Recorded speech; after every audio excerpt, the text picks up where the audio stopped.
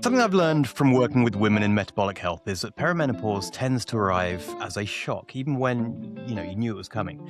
The full picture, the disruption to sleep, changes in mood, brain fog, the way your body just stops responding to things that used to work for you. Most people aren't warned about these things, not educated, not properly. So it's no surprise that when the men around the women going through this period just get completely knocked for six. This isn't going to be an episode where two men mansplain menopause to you. Joe Warner has literally written the book on this subject, and it's written specifically for men. It's called Burning Up, Frozen Out, and it's out today. Joe, welcome. Hi, thanks so much for having me. Thank you very much for writing the book. I think it's a very important subject that you've picked up. You've spent 20 years or so writing health and fitness stuff. What made you turn your attention to menopause? Well, yeah, as you say, I was working in health and wellbeing journalism for many years, mainly a men's fitness magazine where I was the editor in chief. And I thought I had a really good handle on health, well-being, fat loss, muscle gain, all the things that men are interested in. And then I had a realization with my partner that although I thought I knew an awful lot about health, I knew an awful lot about men's health. I didn't know anything about women's health whatsoever. So, very long story short, during one of our early scans when my partner was pregnant, it was discovered that she had an ovarian cyst, and it just meant there was extra monitoring during pregnancy. Touch wood, everything was absolutely fine, but the cyst needed to come out after our son was born. So about 6 months later, surgery was scheduled, and we had a consultation with an amazing surgeon who essentially said, I'm hoping to get the cyst out, but there is a chance that Lucy might lose her ovaries as well. And I sort of sat there nodding along. Well, what does that mean?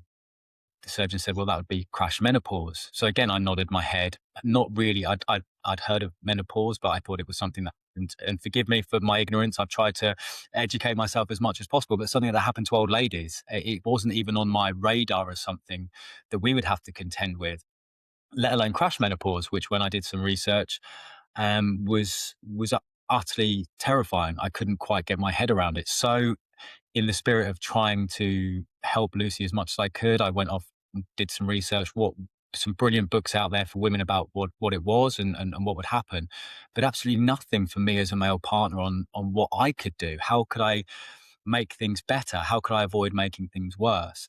So that was when I decided that, okay, I'm a health journalist, but I'm only seeing 49% of the picture here. I need to know more about women's health because I can't be the only man feeling like this, worried about the future. And like so many things in life, prevention is better than cure, right? If we can get ahead of what's happening or what might be happening, a little bit of knowledge goes a long way because it removes all that uncertainty, all that doubt, and all that fear. I think you are part of a movement towards educating the wider world about menopause, perimenopause. In my experience, that there's so many people that I work with who have said, "Look, I just it crept up on me." Like you said, I was taught it was something that happens to you in one day. Basically, you become an old lady. Just things shut off, and it's nice to see. Currently, on your book launch day, the tonight's episode of EastEnders features heavily a perimenopause storyline where there's the inept Phil Mitchell's brother or someone I don't know it well enough, but a guy called Billy is with a woman called Honey, and she's experiencing perimenopause, and they're not making it a her issue; they're making it a couple issue. So I think your book is going to be part of a wider movement where we all start talking about it.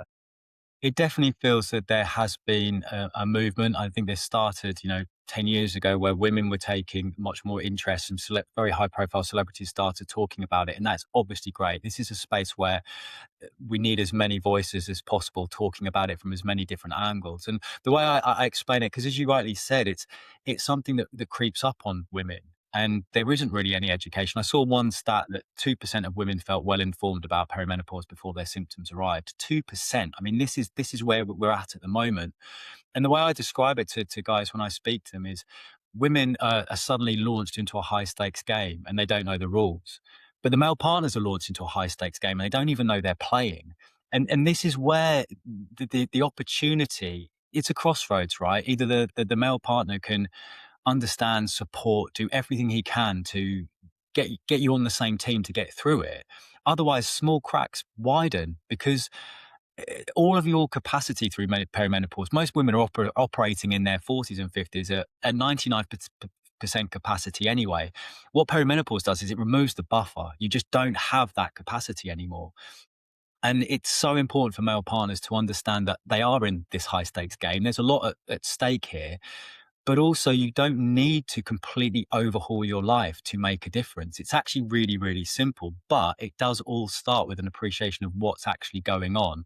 And I think the two common scenarios that certainly women said they experienced with their male partners was either head in the sand, hoping it would blow over, which of course it doesn't, because perimenopause can last, the best part of a decade. It's a long time to try and hide it out in your man cave, right? And the other scenario is instantly going into support mode. Sorry, instantly going into solutions mode, not support mode, trying to fix something that A isn't a problem and can't be fixed. So it's not as though we need to completely overhaul everything. What we need to do is just sort of stop, take a deep breath, and realize the situation we're in, and then approach it with some very simple beginning steps to make sure that you are on the same page and not butting heads the whole time. It's something that I think, men learn at a certain age. You kind of you don't know it when you're younger, but you start to learn that, if you're in a relationship with a woman, she doesn't want you to fix everything she tells you about or complains about. She just sometimes wants you to bloody well listen, right? And so what you're saying is you're trying to get men to move from this fix it mindset. I will fix it, but it's not something to fix. Absolutely, and it is that common. It, so much of midlife, in my experience of speaking to people and researching this book, and just generally, is the well-intentioned effort is misinterpreted or is slightly off, and it gets rebuffed. So a well-meaning gesture like, "Well, have you tried this?" or "You should just do this," which the guy means from a helpful point of view. It's well-intentioned, even if it's misinformed. But the trouble is that's often rejected because, as you say, that's not what the partner wants. She wants to be heard. In the book, we kind of signpost how you can begin to get back on the same wavelength. And it might be a case of a male partner saying, when their partner starts talking about an issue, do you want to be helped, heard, or hugged? And just signposting what's needed, because then you're removing that uncertainty, removing that doubt, you're removing the possibility of getting it wrong. She might want to be heard. She might just want a hug. Whatever it might be, you're helping each other understand, because I discovered this far too late in my life. Exactly that. It's like, okay, as a man, my role here is to fix any problems, and that's absolutely great. If your drain pipe's falling off the side of your house, that needs to be fixed. But perimenopause or relationship problems often aren't something that can be fixed. It's something that takes time and patience and willingness and love and effort. And I think sometimes men fall into that trap of being very short mind focused. Here's a problem. How can we fix it so we can move on? So we don't have to talk about this anymore. I'm out of my depth. Let's fix it. Then it's off my plate. And I think that's the first step. It's taking that step back and going, this can't be fixed, but it can be supported. So what does support look like for you? What does support look like in our relationship, in our household? And I get that it's quite difficult to start, but it only starts with communication. And the one thing I'll say is, in conversations with men, I've had, it's like, yep, Joe, but I've asked for this and I've got my head bitten off. And okay, we'll suck it up and ask again tomorrow and ask again the next day and keep showing up, because that is the only way sometimes you can show your commitment, that you're not just here for a short term fix. You're actually sticking around. Sometimes you might not be saying anything. Sometimes you might just be on the sofa with someone while they're upset. You don't need to say anything. You just need to be there, because my conversations with women, perimenopause is lonely. It's isolating. No, you feel like no one else on the planet understands what you're going through, and in many respects, they don't, because the symptoms can be unique to an individual. So I think the reassuring thing is, you don't have, as a man, you don't have to do a lot, but you do have to do something, and that's just simply by being there. Right, and I think just being able to ask that question, "Do you wanna be helped, heard, or hugged?" Is so powerful, because rather than jumping in with some advice, I mean, to be really honest with you, I know women that would fix drain pipes much better than me, so, there's sometimes they just probably wanna be heard even about that, but, I think just ask, be curious is a great thing. Men often just move to just becoming experts on the thing that they see in front of them, right? It's where we get the term mansplaining from. Um you don't want people to become that, right? No, absolutely. I think there's trying to show that you've got a solution, again, might be well meaning, but for the other person, that might make them feel like they're a problem that needs to be fixed, and they're not.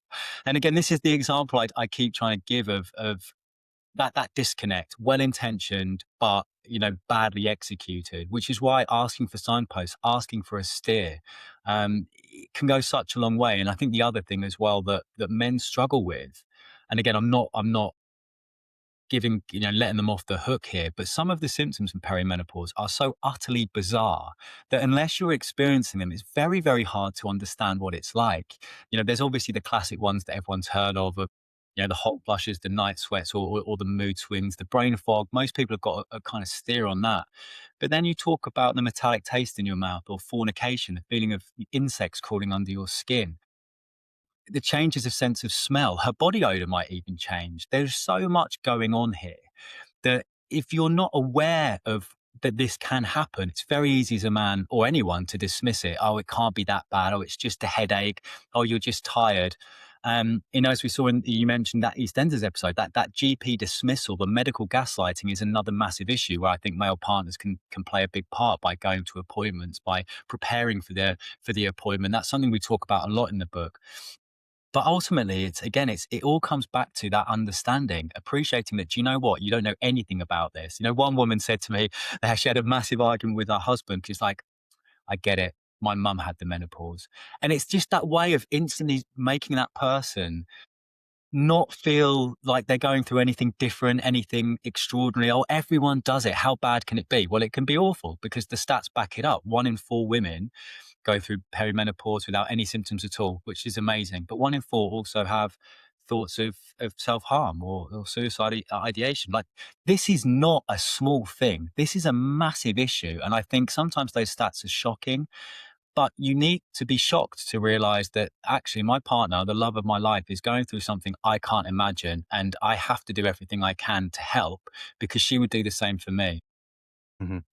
So how do you, you went about writing a book. How did you create a book that isn't just like a biological guide to menopause so that men do become experts on it? What I've always tried to do in my career, even back at Men's Fitness, is take the latest science and research and expert advice, but spin it in a way that's applicable to you, me, or anyone reading the magazine or the book, right? Because the most important thing isn't necessarily what the advice is. It's how easy can you translate that into what you're doing? Because what works for me might not work for somebody else, but given relationship status, lifestyle, whatever. So we divided the book up into 3 core sections. The first is called knowledge, which is basically just bringing you up to speed about what is going on. Very, very top line. We go into the hormones, we go into the symptoms, but you don't need to be an expert in endocrinology to be able to get your head around this. It's a very simple outline. What we also cover in that first section is just the changes that men go through in midlife, because although I would never say and never make any claim that men go through anything like the menopause, men do change in midlife. There is a decline in testosterone. It can be exacerbated by lifestyle rather than biology. But also, the 40s for both men and women, it's a time where you've got kids, probably. You've maybe got elderly parents who need some more time. You've got financial pressure. You're probably at your peak professionally. A lot of people are depending on you. You're being pulled in a lot of different directions. And a lot of men admit that they struggle with their sense of identity, the stuff that they were chasing when they were younger. Status, power, money, it doesn't give them back the same feeling anymore. And you can get a little bit lost. And comes at an exact time when your partner is feeling incredibly lost for much more serious hormonal reasons. So we do cover as well what men are going through in midlife. And I think that's beneficial because it shows you're on the same team. You're both going through changes and you're not both alone. And the only way you can navigate this midlife maze is by doing it together. And I think that shared empathy, that shared understanding, not equating the same, the perimenopause with any changes men have. I want to make that crystal clear. But at the same time, there are challenges you're both facing. Some of them are the same, some of them are different. But you need to know that you're both going through them. And that's where the communication comes in, which is the second section of the book. And that's about how to talk to each other. So I think what I love most about the book is some of the advice. Once it was explained to me, it was like, well, yeah, of course. There's nothing revolutionary. It's nothing I hadn't heard before, but it's all about presenting it in a way that's applicable. So active listening, how to actually listen. Like, there's one stat that like 95% of people think they're great listeners. It's like, have you been on the internet recently? That's clearly not the case, because most people aren't listening to what you're saying. They're waiting to deliver their hot take, right? Or to get their point of view Yeah. across. And just by, I spoke to a former police hostage negotiator because I thought if there's anyone who knows how to de-escalate a difficult situation, it's someone who's talked bank robbers out of a bank. His advice was amazing. Silence is a superpower. We feel compelled to fill gaps. Where actually sometimes the most powerful thing you can say to someone is keep going, keep talking, because they're safe. They know that you're listening. They know you're there. And quite often in a conversation, it's not the first couple of things that come out of someone's mouth that are the actual issue, right? It's something that they need to get out once they feel safe. We also talk about how to communicate with medical professionals as well, because as I mentioned, there is still a massive issue with medical gaslighting. We've got a little game in the book called Brush Off Bingo, which is an old fashioned bingo card where if you hear any of these phrases from your doctor, such as you're just a bit tired, all women go through it. Have you tried drinking less? All of these things that real women told me they were told by the doctor. I think that's where men can be really useful in prepping for the appointment, as I said. And there are some stats which, I mean, it's shocking, but I think it's worth highlighting that if a woman goes into a GP appointment with a partner there, the likelihood of her being offered HRT and actual solutions is far greater than her being dismissed, which is shocking, right? That just shouldn't be but we have to deal with the reality. So even a male partner just being there can help because, as Dr. Louise Newsom said to me when I interviewed her for the book, is we're expecting women to advocate for their own health at a time of life they are least capable of doing so. Because if you've got 10 minutes with a doctor, but you've also got crippling anxiety and brain fog, how can you go in there in your 10 minutes and accurately explain exactly everything you're going through? You just can't do it. So that is where a male partner either taking notes or just being there can be massively useful. And then the final section is called power, because I think what I wanted this book to do was ultimately give a message of hope that no matter how difficult your situation right now, how low you're feeling, how bad things have become, there is far more in your control than you probably think. I think that's one of the cruel ironies of this stage of life is you can feel utterly lost and utterly alone. And it's really hard to lose sight of those things that can make a difference. So we cover sleep, we cover stress and resilience, we cover exercise, and we cover nutrition, because I'm not saying it's a one size fits all.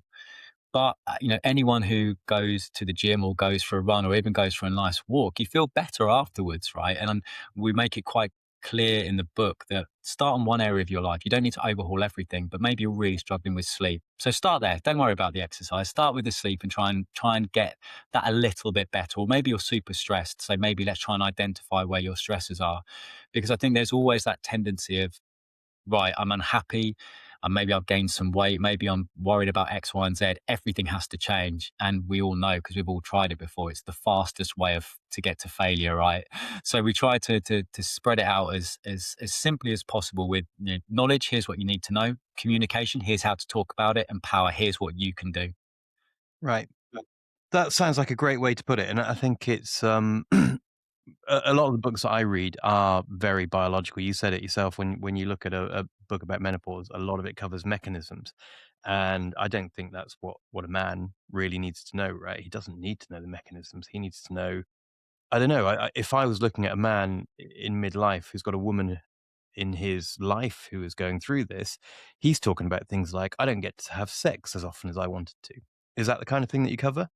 Yeah, so we do cover intimacy as well. And it comes right at the end of the book, because you're not going to get the intimacy back unless everything else is on back on track, right? I think this is where a lot of men and women. I mean, it's so difficult. It's not every man, it's not every woman. So forgive me if this is a slight generalization, but the way it was explained to me by some of the sex and relationship experts I interviewed for the book are men typically are still very spontaneous, right? All it can take is one sexy thought, and suddenly you're in the mood. Whereas women, it was described to me, it's all about the sizzle. It's about the anticipation. It's about the build up. It's about, foreplay isn't a physical act. It's a 48-hour build up of text messages and innuendo. And when I say that to men, you can see their sort of like almost fear in their eyes, because that's just not how some men are programmed. But Right. my point is that you then can't say to your partner at 10 o'clock on a Thursday night, do you fancy it? If she's been furious with you all day because you've not listened to a single thing she's asked you to do, or there's a ton of stress going on that you've not talked about because you're not a midlife couple anymore. You're essentially the co-owners of a logistics company, who's catering, who's doing the catering, who's doing the washing, who's doing the school run. And it's that slight disconnect, again, I think is another real area that people need to keep an eye out for, because the man will say to me, well, I made an effort and I was rebuffed. And for men, I think your ego is hurt. Your as a man, that is the one thing that you feel like you can always do. You can always perform. Blame porn, blame Hollywood, blame everything, right? But there is still that intrinsic self value of a man of like that is what I can do whenever I want to do it. So he tries, gets rebuffed. She's furious because they've had a massive argument earlier that day, and he seems to have just ignored it because he's suddenly a little bit horny. And again, what was meant as a well intentioned let's try and reconnect has completely backfired. And I think that is, if I could put it in a nutshell, I think sometimes men fall into the trap of thinking sex will help us reconnect, Right. whereas women want to reconnect before they can even think about sex. It's that slight. I mean, it's not slight; it can be quite massive. It is that disconnect that then can compound and make it, because then you're more frustrated the next day that the other person doesn't understand you. And I think the one thing I'll say on sex and intimacy as well is it's quite often how you get together. When you first fall in love with somebody, it's all about that and it's natural and you almost telepathically know what each other wants. And it is like the movies. And then life happens. And then you're stressed about the mortgage repayment or about X, Y, and Z. And suddenly the thing that you always used to just do and was natural and was the highlight of your day or week, now it's not natural. So it must be a problem. Must be a problem because this used to be normal and natural and now it isn't. And again, it's that the one thing the one thing that guarantee that you won't have sex is to put more pressure and more stress on yourselves. And I think it could be really, really useful to take a step back and go, okay, it doesn't mean we're broken. It doesn't mean that you're broken, I'm broken, the relationship is broken. It means that life has just got in the way and we're stressed and we're busy. And, you know, the relationship experts I spoke to, it's really helpful, I think, sometimes for men not to think about the home run. Think about first base, think about second base, think about third base, because a lot of the women that I interviewed for the book, that was the stuff they really enjoyed because they might be having issues around perimenopause that mean penetrative sex just isn't an option. So it's about exploring what else works for you. And what was really reassuring was the couples I spoke to that had been through it and come out the other side were saying they're having better sex than they were in their 20s because they've actually been forced to talk and communicate about what they like, what they don't like. And they've been able to experiment and introduce some humor back into it. There's nothing that beats the stress like laughing about something and things are going to go wrong, but it doesn't matter because you're trying rather than not trying.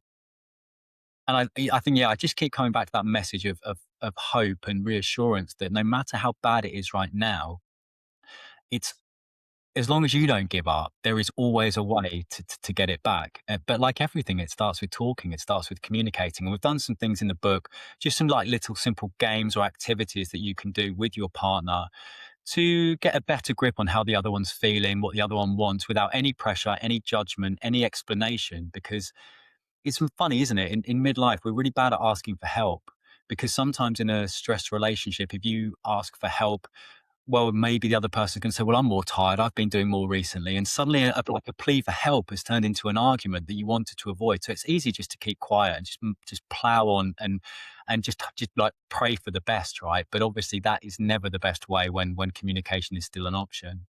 It's a way to bottle things up and to put a lid on it that never stays. Eventually, that lid just comes off when the bubbles are too much. So it sounds to me like you've been speaking to a lot of people.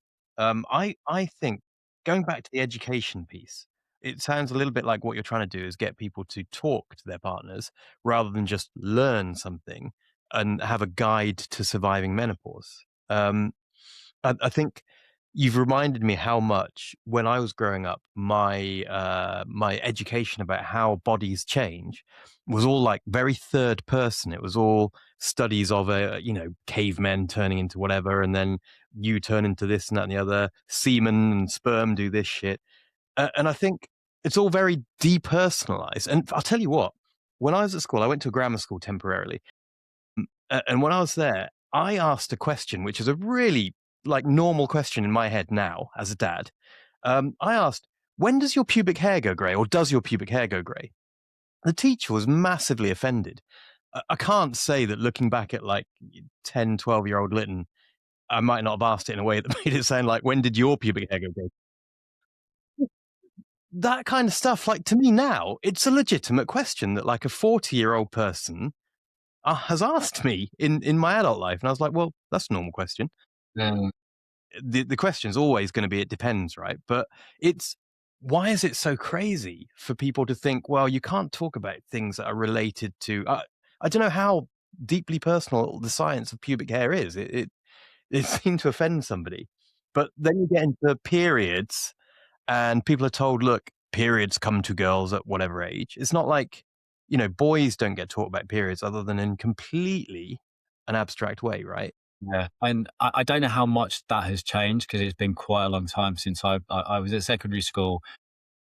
But it's such a missed opportunity because, if I look back and try and remember what sex ed was, it was that cliche of putting a condom on a banana, right? Because that was obviously a big thing is like, don't get anyone pregnant. But there was still, this was in the 90s, right? But it was still boys were separated and were talked about boys things and girls were separated.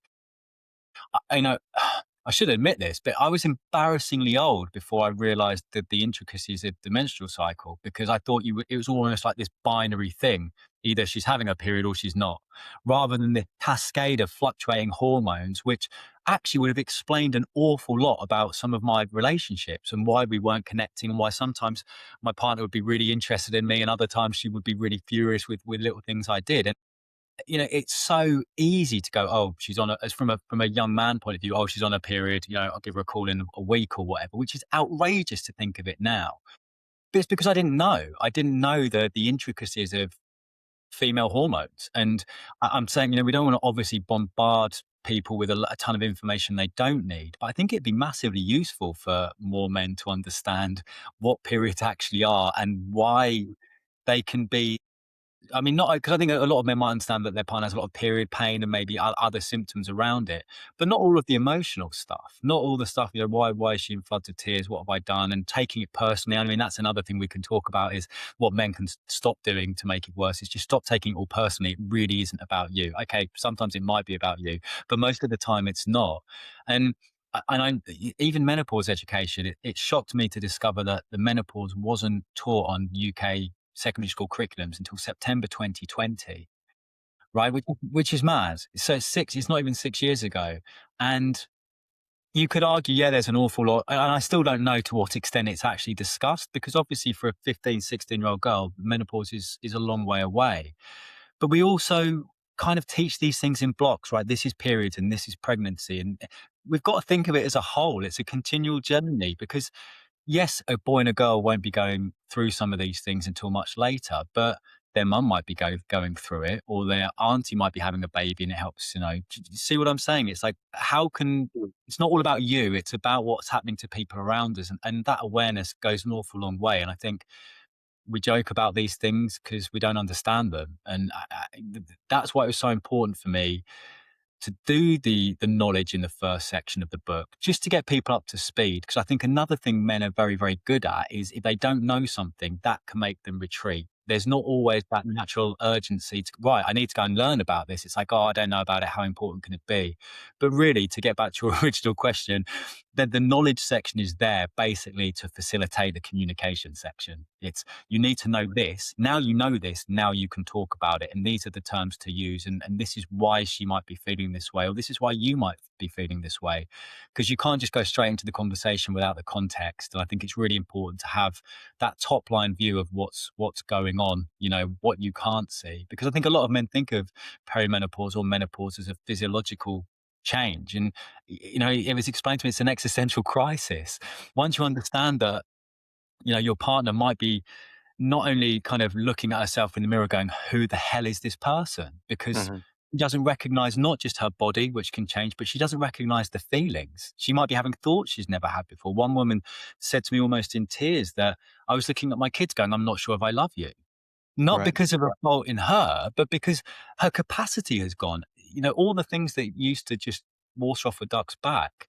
This is why I think men need to understand that, anger is a sign. Anger isn't the end result. Anger is a symptom of something else that's going on. Quite often, an overcapacity. There's just not enough bandwidth to juggle everything that's going on. And I think once we begin as men to understand that what we're seeing here isn't actually what's going on. It's the millions of things underneath. then we can take a step back and breathe and then maybe begin those conversations that can really change everything. And it's not just that you've published a book on this. You've got a Substack, Burning Up, Frozen Out. You have got you've been appearing on podcasts. You're doing lots of publicity. You're featuring in the news and all this kind of stuff. So you can see how committed and passionate you are about this. What's the one thing you'd like to leave us with? What's the one thing that me as a man needs to do now differently? Not talk. And that sounds nuts because we've just talked a lot about communication, but I think listening is where we all fall down. And it's giving somebody the time, the space, and the patience to actually talk to you about how they're feeling, because this is something, as I said, you're not going to fix overnight.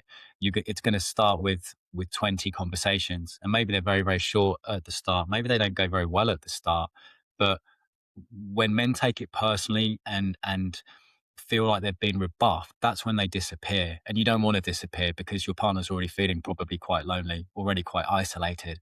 And it's just that presence of being there and being willing to listen and showing that you're not going anywhere. And quite often that doesn't require any grand gestures. I think that was, something that came up time and time again, where women were saying to me, I didn't want a massive bunch of flowers on a Friday night. I wanted him to give me a hug on a Monday morning.